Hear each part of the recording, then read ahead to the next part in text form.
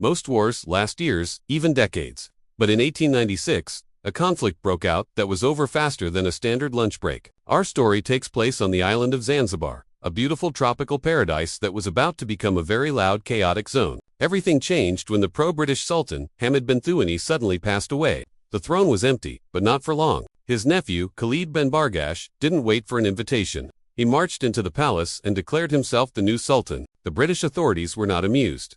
According to a treaty, new sultans needed British approval, and Khalid definitely didn't have it. Chief diplomat Basil Cave sent a clear message: step down, or there will be consequences. Khalid's response: he barricaded the doors. Khalid wasn't alone. He gathered an army of nearly 3,000 men and even organized a small navy of his own. But the British weren't bluffing. 5 powerful Royal Navy warships steamed into the harbor, their cannons pointed directly at the palace. At 8 a.m. on August 26, Basil Cave issued an ultimatum: you have until 9 a.m. tomorrow to surrender your flag. Khalid believed the British wouldn't actually fire. He replied, we will not lower our flag, and we do not believe you will open fire. As the sun rose on August 27th, the ultimatum was ticking down. Both sides braced for the final hour. Rear-Admiral Harry Rawson, commanding the British fleet, positioned his 5 ships. Their heavy guns were aimed directly at the palace. Khalid's defenders, nearly 3,000 of them assembled. He also had several armed dhows, but they were no match for cruisers. Rawson issued a final warning. His message was precise: the fire will commence on the stroke of 9 o'clock, precisely, unless the flag is struck. 8:55 a.m. Inside the ships, the crews prepped the heavy cannons. A tense silence settled over the entire harbor. Inside the palace, Khalid still believed it was all a bluff. He thought the British were just trying to scare him. 8:59 a.m. The tension was unbearable. The final minutes were slipping away. The clock struck 9 a.m. The British flag still waved defiantly. Khalid had not surrendered. At 9:02 a.m., the order was given. The HMS Hussar unleashed the very first shell, screaming toward the palace. And just like that, the shortest war in human history was underway, beginning with a deafening opening salvo. The bombardment was relentless.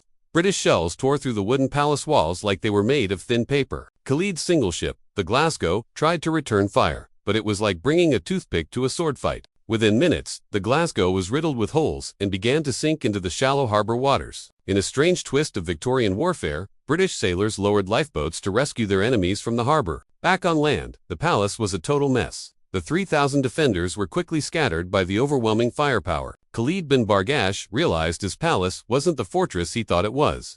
Fear finally replaced his defiance. He didn't stick around for the end. Khalid slipped out a back exit and fled toward the German consulate for safety. Even though the leader had vanished, the shells kept falling until the palace flag was finally struck down. At exactly 9:40 a.m., the firing stopped. The heavy smoke began to clear, revealing a scene of absolute destruction. The war had only been going for about 38 to 45 minutes, yet the outcome was already completely decided. The casualties were shockingly lopsided. Over 500 Zanzibari soldiers were fallen or wounded, while only 1 British sailor was injured. By that afternoon, the British had already installed their preferred sultan, Hamid bin Mohammed, who was much more cooperative with their rules. Khalid managed to escape to the German consulate and spent the next several years in exile, eventually being captured years later during World War I. This short conflict marked the end of the Zanzibar Sultanate as an independent state, officially becoming a British protectorate for the next several decades. To put the speed of this war in perspective, you could watch the entire conflict twice in the time it takes to finish a movie.